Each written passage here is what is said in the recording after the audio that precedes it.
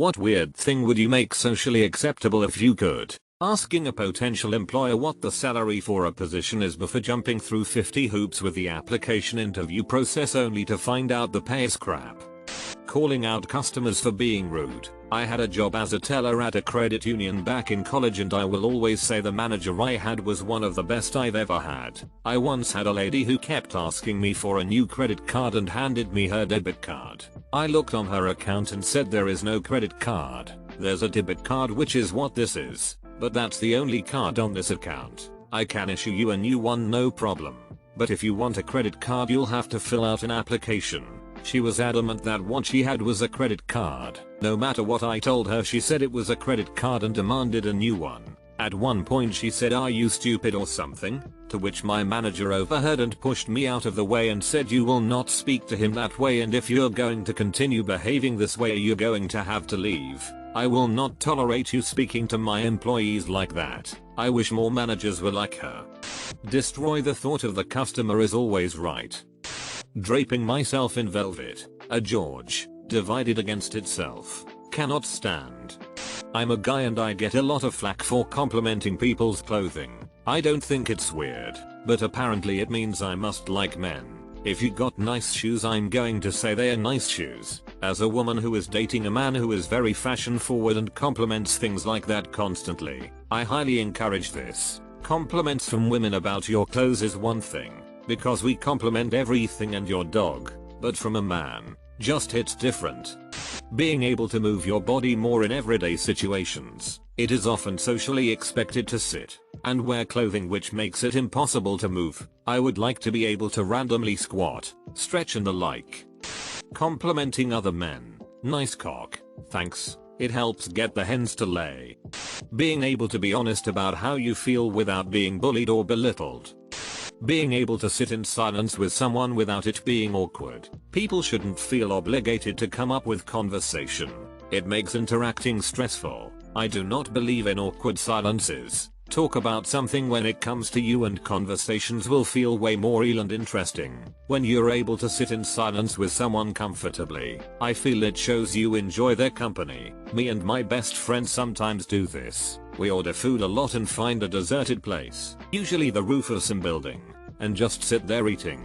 Most of the time we talk, but those moments of tranquility and peace are really nice. He was the best friend I ever had. We still don't talk sometimes. Being able to just wave or say hi to people you hardly know. There's nothing worse than an awkward 5-minute catch-up chat at the store with someone I haven't seen in years. "Hey, sorry, I'm kind of in a rush, but you look great and it was nice bumping into you. Have a great day." Proceed to run into them 3 more times in the same store, yet not a fan of the stop and chat. Neither is Larry David. Sitting. On the floor or anywhere really. Cashiers need to be allowed to sit. The fact that most places won't let them is a load of BS. Aldi grocery store cashiers sit at their registers. Openly talking about your finances with other people. A lot of people don't realize they are underpaid because nobody talks about wages. It's so bizarre to me that it's a taboo subject. We all rely on money in some form. Let's just discuss it. In Sweden you can't view anyone's salary online. I was weirded out when I first found out, but now I really like the transparency. It helps workers bargain. If anything, keeping salaries a secret is more advantageous to employers than employees. Lots of government jobs have their pay online. Also, lots of government jobs have the step grade pay system, so you know exactly what someone makes, especially once they top out. If other people are at my house having fun but I'm tired, I just want to be able to go to bed, but they can stay and have a good time. Had a friend's dad that would say, "Well, we better get to bed so these people can go home," when he was ready to call it quits. I just go upstairs when I'm done with whatever is going on.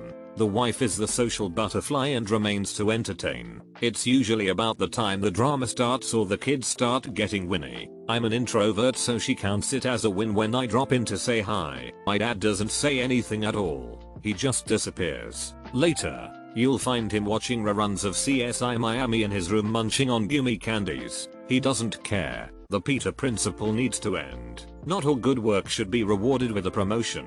Hell, Back when I worked retail they were talking about some of the weird workers they had, and there was this one guy who was a trolley boy for 13 years. He could have been manager by the time and effort he put in, so they just gave him a raise because he systematically refused every promotion. He was perfectly happy being a trolley boy. Some people are really good at doing grunt level work but suck at any sort of management or anything with responsibilities. We should notice and respect that but still give them the rewards they deserve. A raise is much more valuable than a promotion to a lot more people than we think. So, this is a Wendy's. Friend of mine was the first to get an apartment out of our friend group.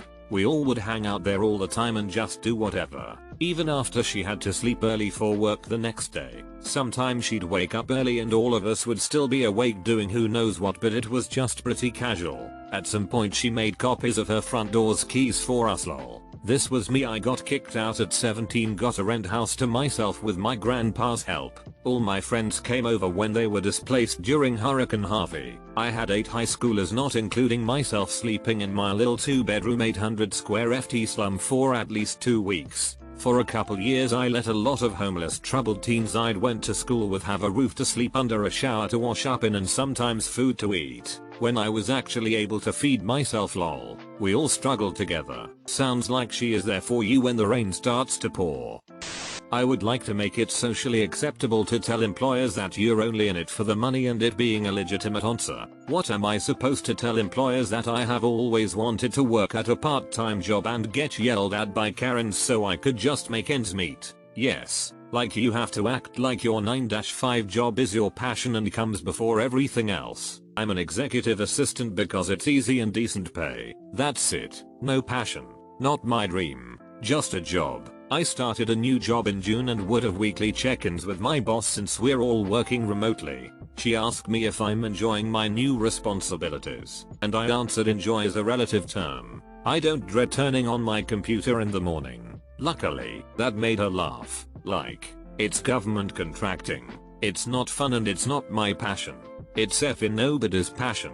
Let's stop pretending we have to enjoy our jobs. What are you going to get out of this job? So, this is the Wendy's. Where do you see yourself in 5 years? A union job with benefits. My boss at work recently told me how much they hate people who just show up for the paycheck. I guess it's common perception that people who are only in it for the money don't care about their work, but that's not always true. Both my co-workers and bosses tell me I'm always reliable and do good work, but I don't give a sh about company loyalty or the actual work I'm doing. I work hard because my job pays well and I don't want to give them any excuse to fire me.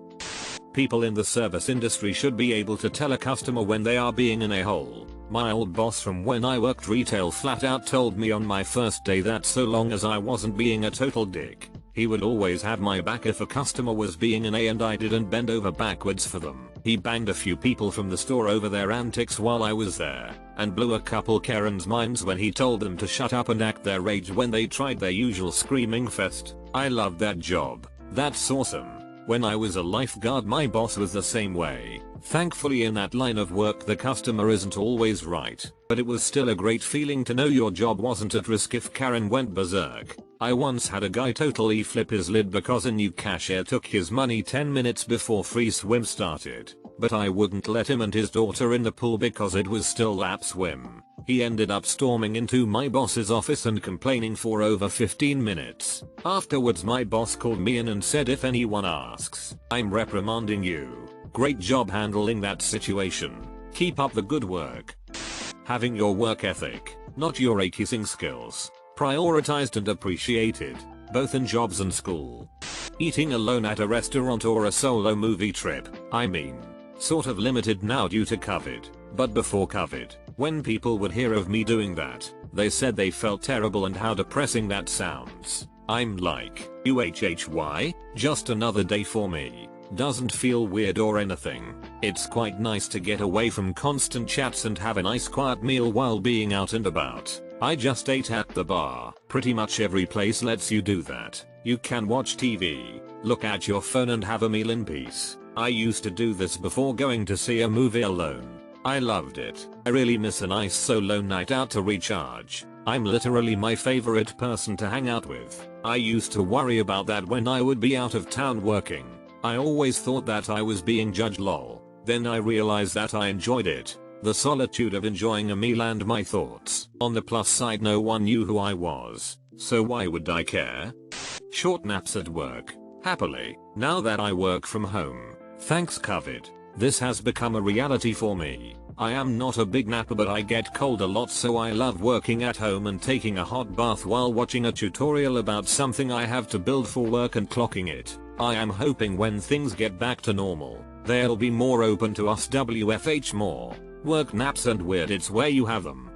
Neutral facial expressions. People act like anything that isn't definitely a smile is some sort of insult. Another reason to appreciate masks. What's the matter? Absolutely nothing, this is my face. Wearing cloaks Lord of the Rings style. Jackets. All my homies wear medieval cloaks. I dig this idea. Outfits can be so boring. I want to go out dressed like the Mandalorian or something.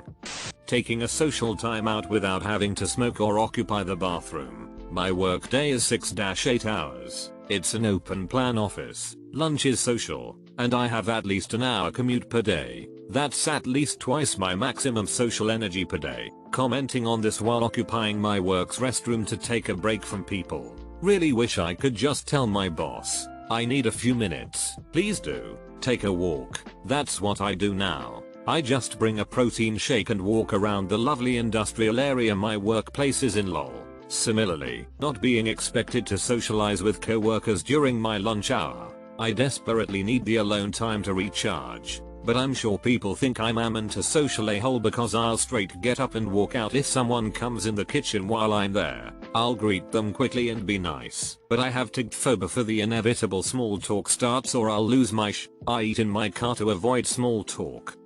Staying home when sick. I really hope this pandemic would improve that mindset. But no, people still think you're a lazy pose if you stay home when you're sick. I have always genuinely gotten mad when people came to work sick. A long time ago I was a restaurant manager and I just didn't understand why my GM insisted sick people came in and hack all over all the food. We were almost never truly understaffed. I moved to a corporate call support job and thought it would be better. Nope. People were afraid of losing their jobs, so they came in no matter what because it was expected, even when it resulted in exponentially more sick people, which led to loss in productivity. We were a freaking software company where every employee technically had full remote capabilities, yet it took a frigging global pandemic to normalize working from home. Staying silent if you don't really have something to say. Dressing however you want. Makeup, dresses, medieval cloaks, whatever you want. Regardless of gender too. That'd be nice. I think people should be able to wear whatever they want as long as it covers things most people don't want to see. Just walk around in cosplay if you want to. I wish everyone felt comfortable to dress however they would want to.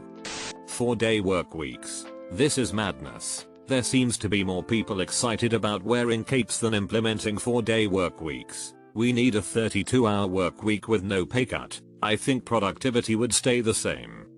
Being awake late at night and sleeping all morning. I've been like this since I was a kid. Circadian rhythm is just backwards. Can't fall asleep before 3. I wish people didn't treat me like I'm lazy or something. I'm a pretty productive guy. I just get my work done while you are all asleep. I hate the judgment for sleeping in. Like, dude, I get my best sleep from 4 AM to 10 AM. I'm not a bum, I just don't sleep like normal human. Peter. Wow, I did not expect this comment to blow up. Nice to see so many people relate. Thanks for the award.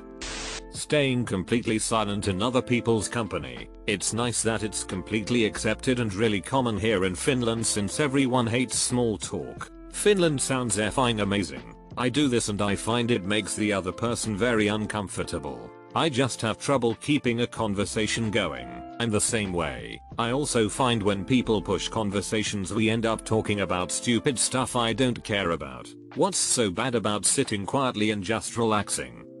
I wish that people would stop conflating women not wearing makeup with being unprofessional. I worked in a place where a girl was told she looked unprofessional when she didn't wear makeup. Yikes. Next day she should come in with clown makeup. Lol, that would have been awesome. She was pretty snarky in her response, which I appreciated. I just took a sexual harassment course at my new job, created by the state, and it said it is now illegal for a workplace to expect or demand a woman to wear makeup.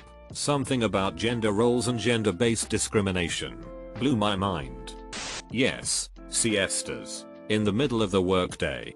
Wearing shorts at work during summer. Why wear pants when you could be more comfortable? I worked in an office where shorts were allowed but not jeans. CEO had some weird anti-denim hang-up. Eater. No jorts and no denim skirts either. I quit after 3 months for many other reasons. Not unusual. Denim is the low-class fabric to a lot of people. Plenty of employers perceive their staff wearing denim as being barely a step above presenting customers with a team of homeless guys in smelly rags. As a lifelong jeans wearer, I've never been a fan.